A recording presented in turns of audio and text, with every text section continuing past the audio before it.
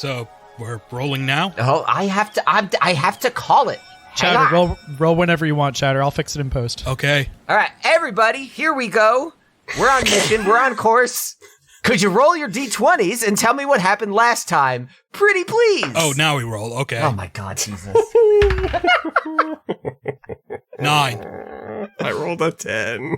Okay. Oh, I just rolled for the first time right now. Definitely didn't already roll, and it's a 13. I want to use my 19 from before, Yeah. but I'll re-roll I it. didn't re-roll. I rolled a 10. I rolled a 10 at first. I was like, you know what? This seems a little low. Let me re-roll. And then I got it again. I'm not asking you to re-roll. Just read your thing. I'm trying to make this easier for you. Wow! Ooh. Oh my God! Wow. Hey, baby! Whoa. Ooh, baby, a triple! Oh, gabagoo! Hey. Mom, get the camera! It's Oh, Chowder. hey. Chowder, you win. Oh. Jesus Christ! All right, yes, Chowder. Tell me what happened in the last episode of Dicey Wawa. Previously. Wow. On Dice Populi. Serafina is like, hey, you're about to go meet this dragon to convince him, hey, maybe we can make time unfucked. So, let me help you out. Let me grant you some wishes. So, first off was Jeddah. Jeddah's like, why don't we get an airship? And Serafina is like, if I had some schematics, I could make you one. But really, I went to school for liberal arts, not engineering. And honestly, you have that like magic boat thing that could turn into an airship so long as you got some schematics. And, you know, we're like, that could turn into an airship? We just thought it was seafaring vessels, but oh, sweet. Fuck yeah. Could I just have everybody recap their wish, and then Chowder can like recap the plot after that also? I wanted to make Jerry into a real boy, and then got into like a little argument with Little Miss God about the ethics of that. Locke, what was your wish? I wished to be more powerful, and now I can teleport 30 feet every turn for free. Dope. It's great. Matt, what did you wish? I was questioned on why I wanted that, and I had no good answer. So You sure didn't. Maeve wanted to get swole too, but in a different way. Brain swole. She wanted better control over her wild magic powers, so she gained 2 levels. And a couple of years on her age. Dude, where do you work out? The library. Jeddah, you tried to wish for the airship, didn't work. What did you end up getting? The second wish she ended up was for the ability to find anyone or anything she wants. So Serafina gave her a map of scrying, which like, you know, lets her scry the location of anybody or anything at 25 gold cost or something like that? Yeah, a pretty low gold cost that you sacrifice. It'll disapparate, and then you can view the familiar creature on the map. Does the map have a coin slot? Yes, absolutely it does. Are you kidding me? That's good. Matt, I just have to genius. ask. You genius. That's incredible. Got a coin slot, yes. I have so many slot machine sounds from your fucking little casino adventure. You're welcome. So she wants to use it to find what was that gnome's name? The Ivolishi. Ivolishi, because Ivolishi might have the ability to make us the schematics for an airship. So importantly, where did the episode leave off? What are you doing next? Balbru's wish was to like fix up the Liberty, and Serafina basically got all the materials and crafts people together to fix up the Liberty. So where everyone left off, we're about to like set off, and like Maeve is like, oh man, I think we gotta go to Farpoint. And that's where Now, what in the world was that accent? Just roll with it. We have to go to 4 Point by Charlie. Y'all sort of piece together bits of information from throughout the campaign to realize that the issues with the Black Tide losing control of their people, places that mage lords are congregating, all sorts of information, all points to the southwestern corner of the Badlands, which is very close to Farpoint. And Serafina herself said in the southern parts of this land. So, if you're looking for the Dragon Lee, who allegedly erected the tears in a hope to remove them and resolve the timelines, stop the Mage Lord incursions, I guess that's where we're going. So we're going to jump ahead in time just a little itty-bitty bit. It is the next day. You have all gotten a long rest. You may refresh anything you need to refresh. It is sunup, and you make your way down to the docks where Bottle Brew is drinking a mug of tea and overseeing the hastiest crew of repairs people you have ever seen. It seems that Seraphina's magics do work in maybe unexpected ways, as she not only furnished them with the materials, but also the energy and motivation to complete these updates in record time. And over the next couple of hours, you spot the Liberty shaped into a most pristine version of itself like you've never seen. It has always been sort of a roughshod patchwork of different ship parts that, Bottle Brew has cobbled together over the years in his attempts to cross the tears, help individuals. But here it looks like something straight out of a Mage Lord dock. This looks absolutely pristine. There are no jutting bits of metal. It is all smooth. The word Liberty is no longer scrawled in red paint, but emblazoned in shining gold letters. And as you bid farewell to the people of the island, to see you off at the docks waving goodbye, Theron Fordel, Desan Vea, Gemma and Tamara running across the fields enjoying their company as you leave Feldrum and the refugees of Stoneholm behind, sailing south. So as the four of you stand atop the deck of the updated Liberty, if I recall, we had some set roles quite a while ago, but I'm not really going to enforce that just yet because you are still hatching a plan. What do you do? Maybe you're saying Farpoint like it's a place we're familiar with. I guess everyone else would be familiar, but I'm not. So, that's where we were taken when we first came to the Badlands. And since it's Maeve kind of points at the map, shakes it a little bit because it's not moving. She says, "Does anybody have money to work this thing?" Actually, I think that's a major stumbling block for us because we're broke. Colin thinks like a massive amount of money is like 5 gold. Oh, no, you guys have a lot of gold. You have the stores of the Liberty at your disposal, and you guys got like a couple hundred on some of your early stuff. When you sailed out of Nar Enial and then over to the Black Tide HQ, you guys were able to plunder some stuff from some shipwrecks. So, yeah, no, you have spending money. Oh, I have 109 gold on me. Cool. And then you have more. At this point, money's not an object because we're not really dealing with an economy. Okay. Yeah, so then I'll just assume like the map is like we put some coins into the map and everything starts moving and shaping itself into like the shape of the islands. Mm-hmm.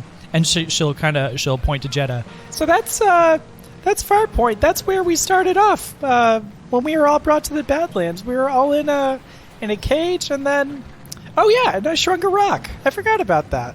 And then, I miss Belle. In the top right corner of the screen, Locke's toe disliked that. Good times. So what's going on with Jerry? So that is something that I would like to have you explain to me in just a moment. I do want to flesh. If Kalt's not at this and he's spending time with Jerry, that's fine. But I do want to zero in a little bit on what you're doing with the map and what plans you're laying out. I'm gonna fish out even more coins from wherever.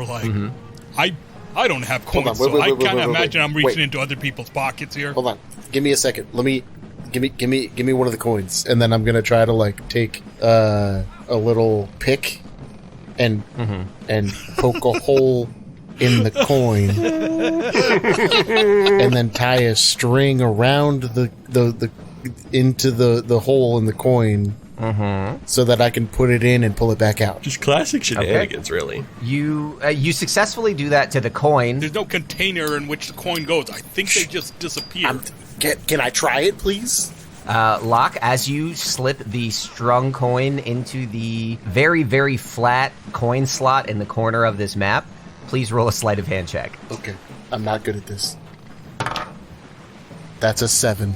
The coin, even though it's only bouncing up against paper, kind of makes a series of hard ka-thunks as though it's rattling down a channel of shaped metal. But the sound quickly fades as the coin disappears from the other end of the string, and the tail end of the string is just strung through the map, blowing in the wind.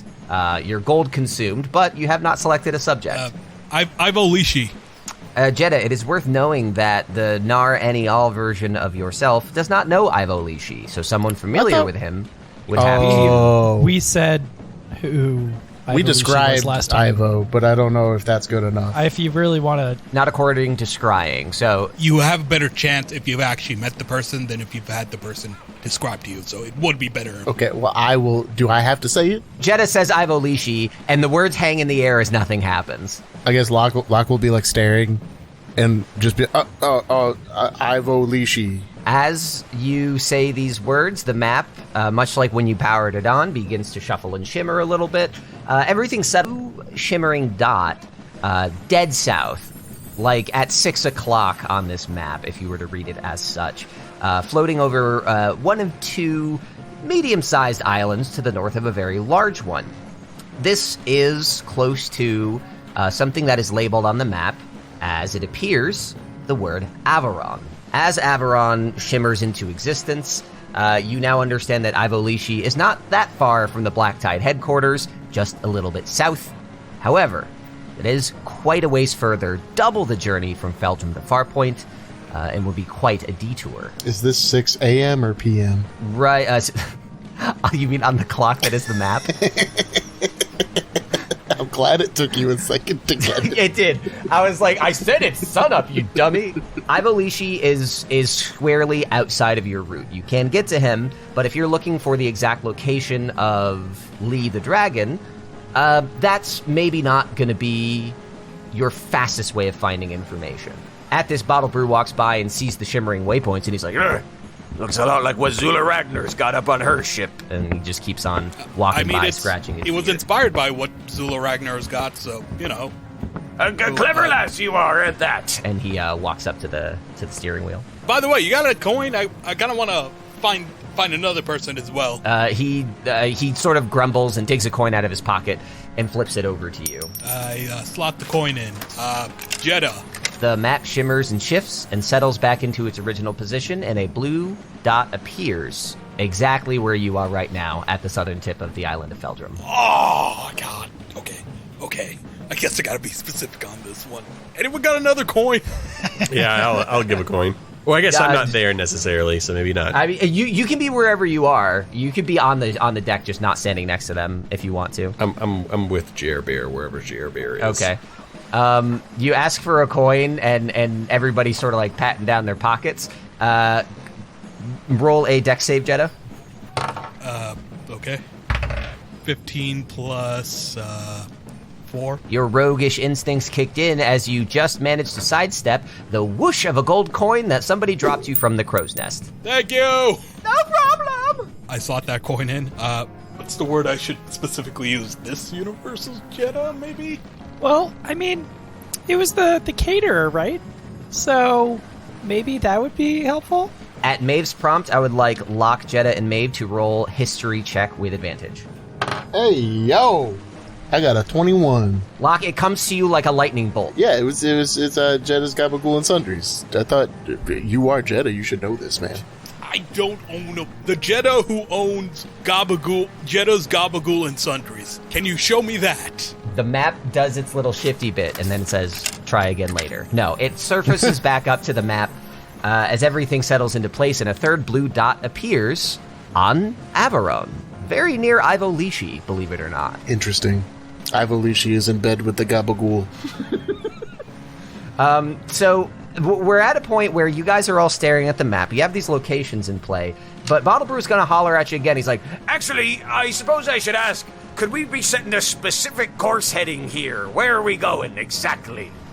and the answer falls to you three. Where are you going exactly? Well, it would appear that a lot of our waypoints here are pointing to Avaron. Yeah, but that's not where the dragon is. But, like, here's the thing. If we can get Ivo Lishi to make that airship, getting from Avaron to Farpoint or where the dragon is would be child's play. Uh-huh. Yeah, but we could just go to Farpoint first and then go to Avaron. Because the only reason why we need to go to Avaron is to get an airship, which would then take us back to Farpoint. Yes. Listen, I'm just trying to pitch you on a thing I'm excited about, so, you know. As you are looking at the map, Locke, and Jeddah's sort of like kind of defending her position, you are looking over that south western point of the map, you did recently recall that Tony Lyons said that the Ghost Riders, the sort of split faction of the Black Tide after you killed Kiso, is operating in that southwestern corridor. So you also know that passing through that area would also expose you to a threat that you don't necessarily understand yet. To go to Averon? Or Yes, yeah. But, like, are the Ghost Riders... Wait, where's Averon? Because the Ghost Riders are, like, close to the dragon in the south of Widow. Yeah, and Averon is, like, closer to Black Tide, right? If we go to Averon, we're going to be passing through Ghost Rider and Black Tide territory, and neither one of them are going to be friendly to me. Oh, Black Tide is run by Tony Lyons at this I point. thought Black Tide was run by your friends, dude. One of them would be friendly to me. But in order to get from Averon to Farpoint after the fact, we would be going straight through Ghost Rider territory. We'd be flying over Ghost Rider territory. Okay, that doesn't mean that they don't have ways to fuck us up. You also all know very firsthand that the Black Tide does have ballistas that can shoot things out of the air. Which side of the island are the things that we need on Averon exactly? Locke, you look closely at Averon. It seems to be sort of a long, curvy island with two smaller land masses above it. Mm-hmm. Those are where the dots of Ivolishi and Prime Jeddah are, and it seems to be right over the mix. So you hit it on the head. As far as you can tell, it's either going to be Ghost Riders or it's going to be Tony Lyons' Black Tide, and you really don't know which. You don't even know what the Ghost Riders are here for. It's also looking like there's some moist cave that an Alaskan bullworm could crawl out of, but... Where are we going? What is in Alaska? What's the destination? We're working on that. Like, listen, I'm not going to force the issue, all right? We can go to Farpoint if we think that's the better call. We're going to Farpoint. Hey. Okay, so Bottle Brew says, At last, set course south, due southwest. and he starts mumbling on to the man manning the steering wheel column. Dennis comes up on deck and helps oversee the deployment of all the sails as you are ripped away from the island by the wind and carried south due to Farpoint. One notably absent person from this entire discussion was Mr. Kalt. You did indeed make a wish for Jerry to be a real boy, and though Seraphina seemed to comply, there was a little bit of vagary in her answer, so I'd like you to tell me. You are on the Liberty with Jerry. How did your wish manifest? That's a great question. So my end goal for Jerry was always to have, basically, make him become his best self. And for zombies, that's becoming something called a zombie lord. Which is basically Jerry. I believe there is a 5e version of it. I could be wrong, but it's basically a high-level zombie that is not mindless. You know, it's like, you know, it's not a big old dummy anymore. Fuck it, at this point, just make him a lich. I mean, I don't know if I want to make him a lich. That might be a little too OP. But in older editions, they were actually quite intelligent, and they would potentially have like whole kingdoms of undead underneath them. But they were not just mindless shambling undead. I mean, they were still grody and they were still zombies, but they were very rare in previous editions, and that's what I would like for Jerbear. I instead of just kind of being, you know, a shambling doofus that everybody lovable as that is, I want some cogs going on in the background. So something like a white. There's another one where it's basically like an vengeful undead. What was that one? Revenant. So a Revenant's an undead. Their intelligence is slightly higher at 13. Their challenge rating is 5, but they're basically like 7. Maybe a Revenant might be a bad idea considering I killed Jerry. I was the one that would have made him. But something maybe like a Revenant, similar stats. Doesn't actually have to be a Revenant where like they're going to hunt me for the rest of their days until they could finally get revenge. Then let's lock something in. Would you? Are you comfortable picking the white as the monster block that you're using as reference for this? Sure, let's go white. I still want Jerry. I want Jerry to love me. Jerry's still my that's boy. That's going to be a matter of role play. So you are. That's a parent's biggest battle right there.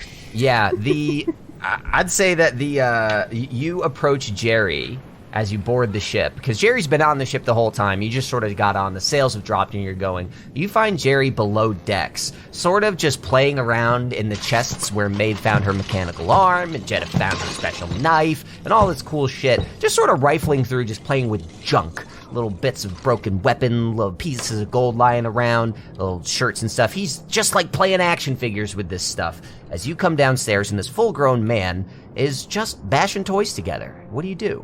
Jerry, my boy, how are you feeling? Jerry sort of clams up, and all the different things in his hand, he just sort of sets down on the ground. He's sort of sitting there with his back to you. He's like, I'm fine. What's going on? Nothing much. I just wanted to check on you. Are you feeling different than usual? I'm feeling, different. And he picks up a little hatchet and he starts eyeing it and toying it around in his hand, but he's clamming up. Well, and I wanted to come talk to you, and there's a certain time in every zombie's life when they start to mature and perhaps are losing a little more flesh down there than usual. Hey, you're becoming. Hey, you've become a grown boy, and I wanted to congratulate you. You're different now. You're better. What was Is that? that your best zombie? Maybe I didn't want to. You didn't want to be different. Maybe I didn't want to be a real boy. Well, nobody asks to be born. Nobody asks to be a real boy. Well, nobody asked to be killed either, but you killed me, huh? Well, that's a complicated series of offense. You were not. Nobody else in my life has ever killed me. In all 5 minutes I can think of right now, everyone's been super nice. They sat me down with these toys, but you shot me in the freaking head. I did not. Well, I did not shoot you in the head. I shot the person. Basically, when a necromancer loves a person very much, when they love a person very much, they create gross, man. I don't want to hear about that. I don't want to hear about how I was made. Disgusting. Well, it's the beautiful moment. It's my greatest it's not beautiful, creation. It's sad. I was just standing there doing my job, and then boom. And then I pop out of some bubble. I can't think, I can't talk, and I'm stuck down here in a ship. Well, you're not stuck. Will you gonna kill me again? No, you're not stuck down in the ship. You could come up. You could come up there with us. Well, I wanna. And he picks up the toys again. So you don't have to do anything, but you could come up. It'll be fun. We could make fun of Maeve together. She grew. She's now awkward and tall and stumbles everywhere. Fuck you. Like a baby giraffe. Like a baby giraffe on the first tepid steps on the savannah. And he like sort of sharply says, I don't know, for a while I've been sort of awkward and stumbling. It hasn't been easy to walk with skin falling off my leg. And he says that a fresh flake falls off his cheek. Yeah, I mean, it's just everyone's existence is a little bit different, Jerry. But together, me and you, we're a team. And then us and the others, we're a family. Jerry stands up and sticks his hands in his pockets. And like when he does, the skin on the back of his wrists catches on the corner of the pockets and it sort of like scrapes up like you're peeling a carrot. And his arms are like straight down and he says, like, I guess I wouldn't be here if you didn't bring me back to life and like pull me through time and always sort of ruin your adventures just to save me. Like, thanks, I get it. I wouldn't be here. No, yeah. But I'll help you, but I don't have to be happy about it. Well, okay? I mean, to be fair, I'm gonna, like, whip my finger around and bring him in close. Like, you really don't have a choice. I mean, at a certain degree, you're my zombie. I'm the necromancer. You kind of have to do what I say, but that doesn't mean we can't have fun during it. Jerry puzzles at the obvious truth you have stated and his own frustration with those limitations and says, God, I hate it here! And he marches upstairs. Oh, you don't have... Well, that's great. Use that. Succumb to the dark side. Something dark side. Oh So the three of you on gosh. top of the deck, as you begin to sail south, do see a freshly modeled Jerry marching out from below decks and standing in the sun, and Externally looks pretty similar, except that there's like a rigidity and a poise to his posture that is actually communicating emotion and not just, like limp zombie stuff. As he sort of like leans over the edge of the ship railing, and looks at the passing sea. Ah, my boy, isn't it good? The fresh sea air, the wisps and whips of the mist and salt on your flesh. This is what living is. Hey, Bone Master, I think I should probably let you know that he's been flaking around the joint quite a bit, and I'm not... there are certain workplace regulations regarding biohazards that I will not subject my crew to, so if you could just sort of keep a broom on your belt at all times, I would appreciate it. Dennis walks over and hands you a small horsetail broom and dustpan. I'm going to toss this over the side. I'm just going to say, no! Dennis's hands are still outstretched from handing it to you, and is like, this is going to be quite a long journey, isn't it? Yes, with friends and family. And I'm going to, take my arm and put it over him. I'm going to bring him in and, squeeze him in. Oh, isn't this great? We're becoming a family, Dennis. You tell me what to do. I tell you to fuck off. It's like you're the daddy, but I'm also a daddy because Jerry is my boy. You're like a grandpapa. You know what I did to my dad, right? Dennis's face is so fucking blank right now, not enjoying any of this. And they just say, you misunderstand the dynamic. I'm the captain of the vessel. This is a slipping hazard. Please clean it up. And Dennis walks away. Slipping hazard. And I'm going to walk away, not doing a dang thing. So the three of you, Jeddah, Locke, and Maeve, are all standing around the center of the poop deck here, watching the Liberty sail south. There are a couple other points of order worth considering. One, you are still in Magelord territory and have about 3 days sail ahead of you, and have not really had any conversations about that. Two, I don't know if you're taking any active roles in controlling the ship.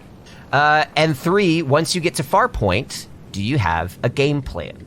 These are thoughts that, since this is a several-day sail, I would like to assume these would come up at some point in conversation. So if your characters would feel compelled to address them now, feel free. Otherwise, I will proceed the journey. So, I missed a lot while I was talking with Jerry. Did I miss anything important? We're going to Farpoint, correct? Yep, that's Still the plan. going to Farpoint, yep. I think before we get to the Ghost Runners, though, we're still kind of near the Mage Lords, right? If you look at the map, you can confirm that you are very much within Mage Lord territory. You can't see Zula's stuff on this map. Keep that in mind. Okay. So, maybe we look at the other map and we try to avoid any, big fleets and stuff? And then, worst case, we could try to convince them not to stop us and just let us do our thing?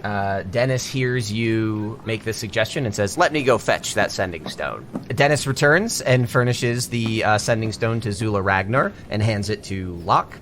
Not because Locke is the one that asked for it, but because Dennis is a biased little bitch and handing it to Locke. I don't want to talk to them. In my mind picture, Kalt has his hand out. I'll just drop it in Dennis Kalt's just hand. walks right by. Yeah, Dennis is absolutely ignoring your outstretched hand. This is what's going to happen. I'm going to be looking at Kalt. I see Dennis walk past. Dennis hands it to me, and I go, oh, okay. And then I'm just going to immediately put my hand over Kalt's and just drop it there. Oh, thank you, Dennis. You must have missed me before. As you're clearing your throat, Dennis has produced a second small horsehair broom and dustpan for you. Well, that's great, Dennis. There's a lot of flesh on the ground. If you could get started, that would be amazing. I've got very important things to talk to Zula about. Roll a deck save. Roll a deck save for what? Roll a deck save. You're going to get slapped in the face. Not necessarily. Or hit with a broom. Somebody's going to try to slap you in the face. It's a 2 + 3, a 5. Dennis shoves the broom and dustpan into your belt before you have a chance to react and walks away. I would like to retort that he's met with a wall of physical force. Hellish rebuke. Your dice said to disagree. Oh, that's weird. And I'm just going to literally, staring at him, I'm going to unclip and throw this set over the side. Okay. They're going to run out eventually, Dennis. All right, Zula. Hello, Zula. Are you there? After a moment of silence, you hear, All right, who's this then? It's your best friend, Kalt. Oh, I don't recognize that voice. Boss! Boss, get over here! Also, the former casino inspector extraordinaire. Yeah, this is why they recognize that voice, and you hear a voice on the other end pick up in a more sort of subdued tone and say, "Hello, Inspector." Well, hello, comrade. We're going to ask a few questions.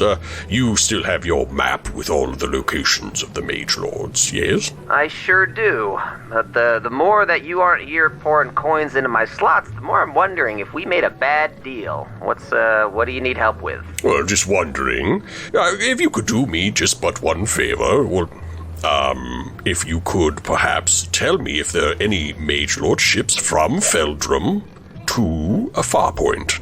It's an F to F type of deal. After a few moments, you hear fingers dragging across paper, a little bit of tapping here and there through the inspection, and she says, here and there. What are you sailing to Farpoint for? Not much there aside from dumping out refugees and wannabe Black Tide. Well, it's kind of an anniversary thing. We all met on Farpoint. We're going back to just reward ourselves for our many great victories in the Badlands. Roll deception. Rolling deception. Because Kalt is so good at deception. Yeah, but maybe Kalt's only so good because he has a physical tell that wouldn't translate over a sending stone. You ever think about that? That's why I'm not adjusting advantage, man. Hey, it's a natural 20. That's what I like to see, baby! And I have a All right, -2 then, to that, but that's a nat 20, baby. Yeah, there seems to be a fleet on the western coast of Stoneholm and a few stragglers here and there. Nothing that dropping your sails if they come into eyesight won't help you avoid.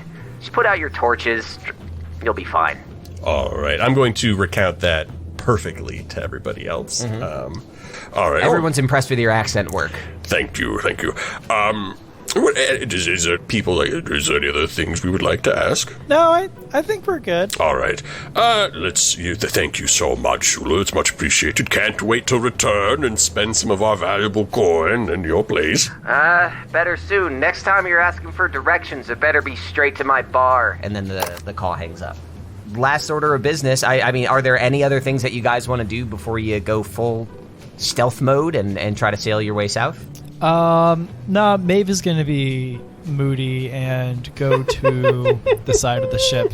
Okay. And just say, yeah, seems like you guys got this. Let me know if you need anything. And she'll kind of go off and do her own thing. I kind of want to imagine Maeve and Jerry just like being moody together.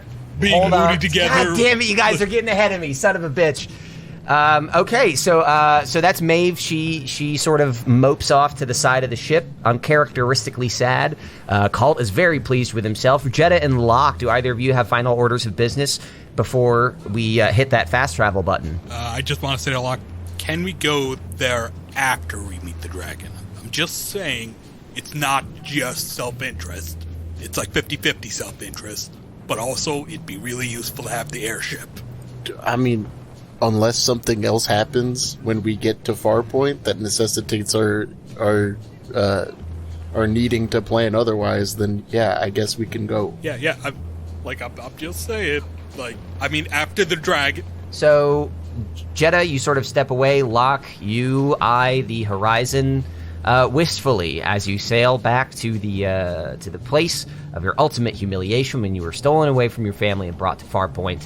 And the sun crests at the noontime point in the sky. You have a 3-day journey ahead of you.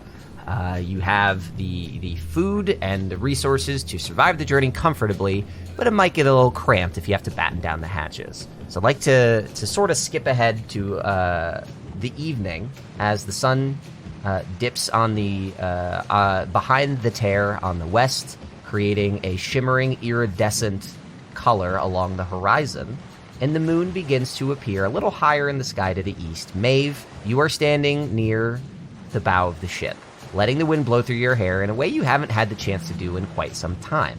This is a very strange transformation that you've gone through that you don't fully understand. You have a grip on your powers, but other basic things from footsteps to feelings are all just a little off kilter.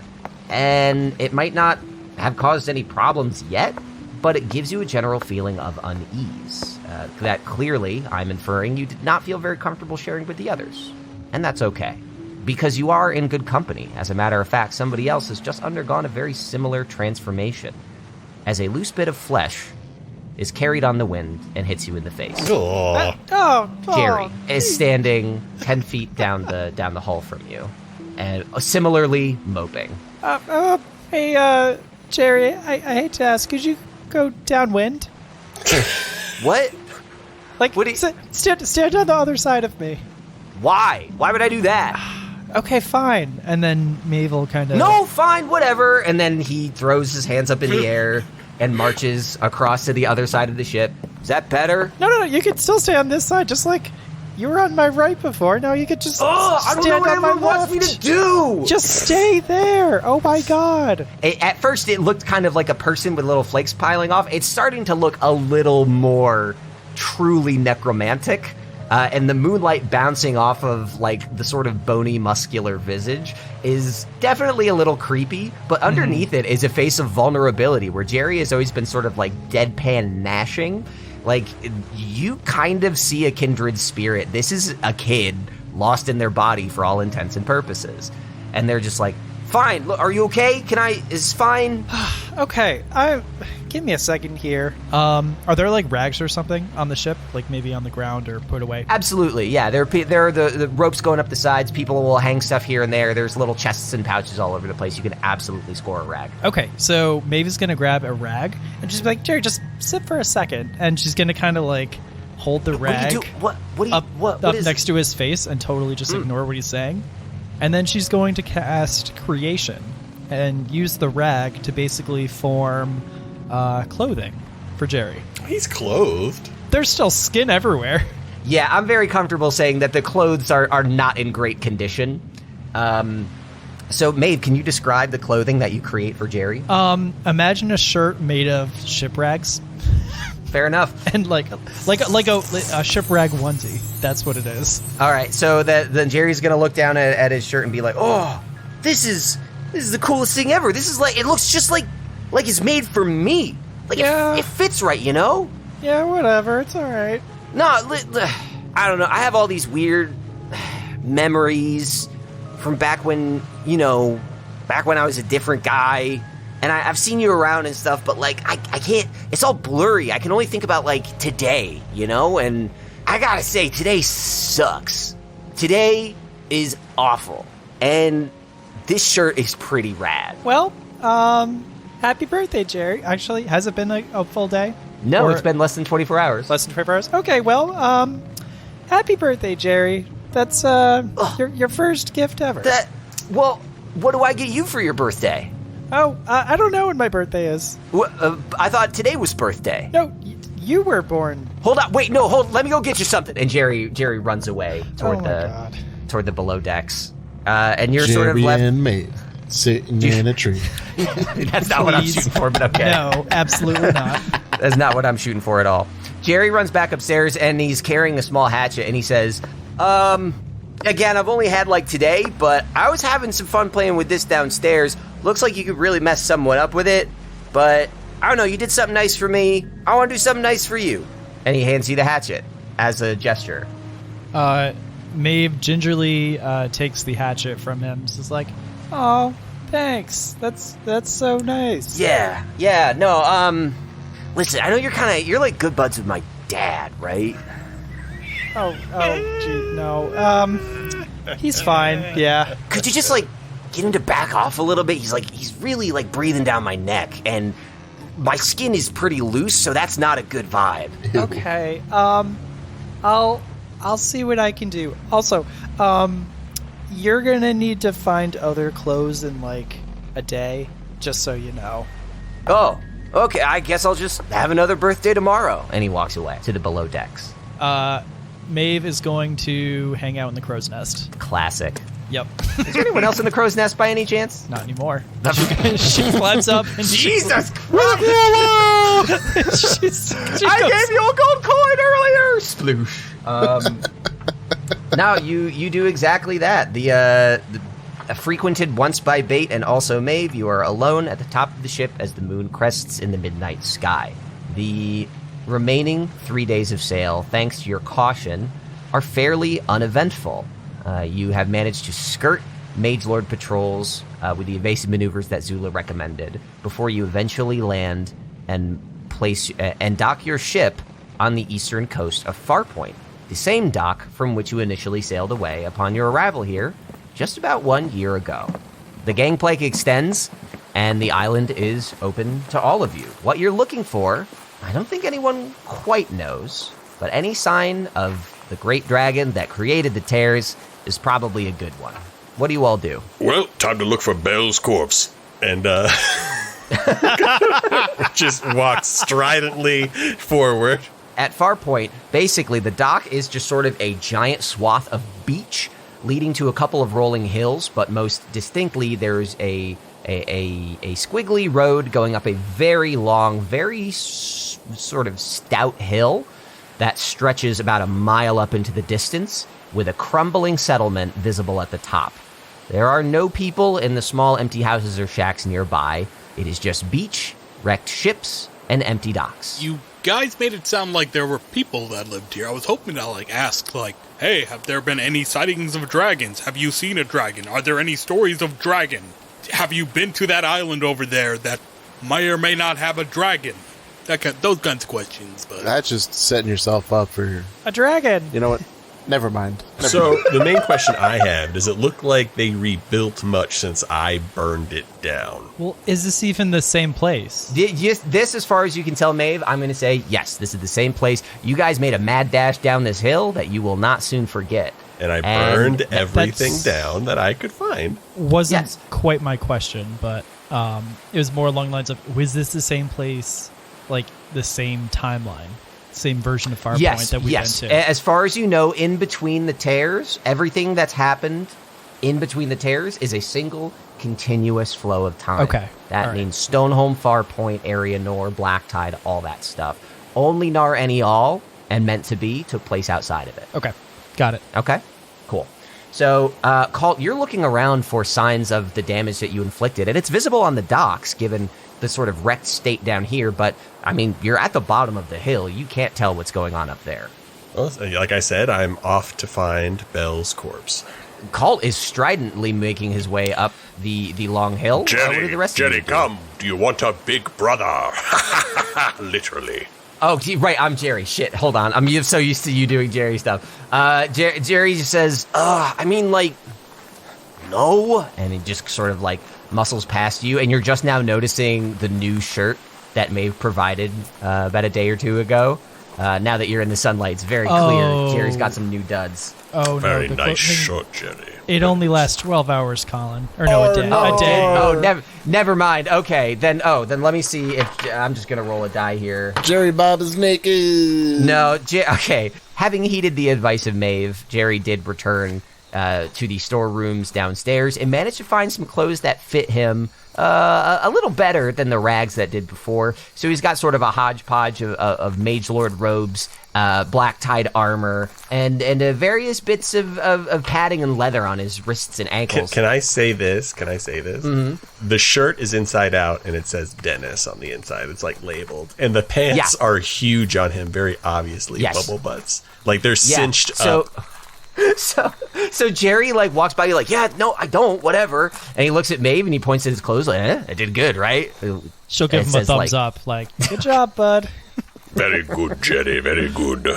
Learning how to dress oneself is an important step on becoming a real boy. I'm gonna go up the hill too. Yeah, I'll follow Jeddah, but I'm gonna go much slower, just trying to take in, or I guess re-see all of the sights that I saw before.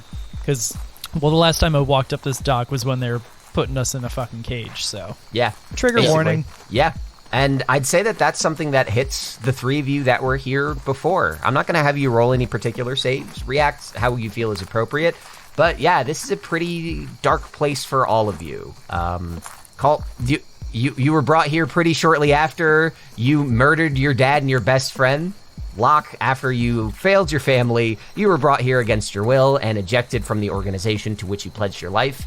And Maeve, the people that put you here made you believe that you had killed your parents and burned down your childhood home. And that is absolutely the association all three of you have as you march up this hill. Or at the same time, you're thinking, oh yeah, this is also where Edmund lost his hat, because we were almost on fire, sprinting downhill, being chased by people with giants and arrows and a huge angry resurrected orc. And it's all just a slurry of bullshit that Jeddah, you are blissfully unaware of, and you're watching these three morose, sad motherfuckers around you make their way up the hill. I am not sad. In fact, I've got like a whistle going on. It's like, wouldn't it be crazy if like Belle's head ended up here? Wouldn't that be wild? Gee, Maeve. Gee, Locke. You look like you got trauma associated with this place. How strange. Yeah. Locke is ignoring that and just like is on edge, scanning around, trying to make sure that there's nobody skulking. Yeah, Locke perception with advantage. Yeah, because Maeve would be helping him with that too. Colin, you say undead orc? Yeah, because you guys killed Barklock, Farlord Barklock, and then he sort of woke back up and started screaming and yelling, and he threw bait off the cliff. And you thought that killed bait until you knew bait could turn into a bird. I didn't know anything about the undead. Am I just completely misremembering something here? I'm saying undead now. That is not something I said at the time. You killed the orc, and then it moved and spoke to you. Whatever force is behind that, I should not characterize. Okay.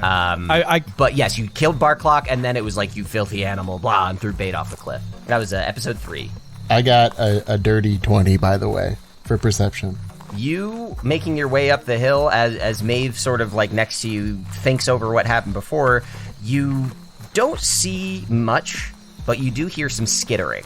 The sound of almost hard substance on hard substance that if you had to, you would attribute to a crab-like creature, something with a hard outer shell. Do I hear in the distance? You do not. No. In the distance, you just hear whatever ambient sound effects I've laid down for this part of the edit. And I'd say that unless somebody takes action, you proceed in this way, led by Kalt's whistle, to the top of the hill, where you enter the broken down shanty town of Farpoint. And there are parts of it that are indeed as destroyed as you recognize, Kalt, from your own doing, but there are parts that seem to be reconstructed. The food hall, in particular, is in place, as well as the Far Lord's mansion seems to be half-built. The tower is still crumbled, and Belle's cages are empty and toppled, as far as you can tell. But somebody's been at work here. And as you somebody cooked it. Yeah. Hell yeah. Yep. And Locke, your perception check is going to pay off once again as the skittering sound returns and a voice bellows over the area around you that says, "If you want to go any further, you're going to need to speak to the Far Lord." Oh, was I? I said Far Lord. Oh, Far... Gesundheit, and I'm going to shoot this man. No, just okay. You don't actually see a person. That's the interesting thing. The voice is sort of echoing, but it's coming from different areas around you. Where is the Far Lord so that we may speak to them? The Far Lord. Why don't you step inside? And the voice echoes from now directly and distinctly from the 2-story, half-reconstructed house in front of you, where the Far Lord used to rest before you killed him. That's okay. We can wait out here. This feels ambushy. Yeah, how does everybody else react to this? Is this the house where Bait got something out of before we left? It is. Okay. Maeve, I remember, was very, very curious, but was also very scared of the fire.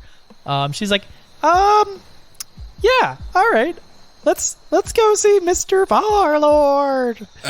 Maeve, maybe that's a bad idea. This feels very ambushy. I'll be okay, Jeddah, but you can come with me if you want. Sure, yeah.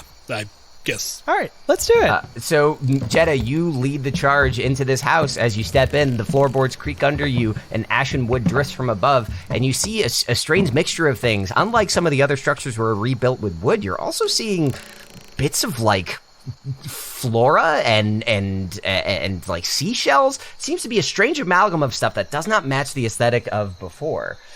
And you hear the voice echo from behind the Far Lord's broken down throne that says, welcome to my domain. and the wildly inconsistent accent echoes off of all of this stuff. And it's very clear that this voice is a single person. Even though it came from multiple locations, it is clearly the same voice coming from directly behind this throne. Is it a little like EP small Far Lord? As Maeve leads you in there, and this is made clear to all of you, you step forward and you push the throne aside, and you see the most curious of creatures. A crab-like man wearing a wizard's hat. Oh my Sitting there, God. very sheepishly looking up at you and saying, Well, hello there. I'm Far Lord Ragoon. How can I help you?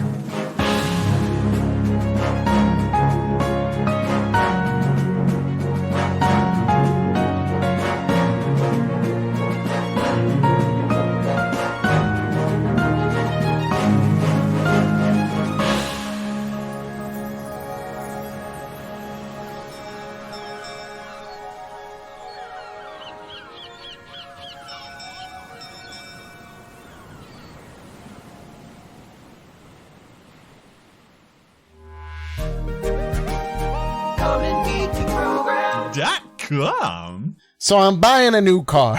I mean, honestly, I'm gonna have to buy a new car myself soon. My car is just fucking me at every turn. I hope it's not fucking you. that sounds like a pretty nice God car.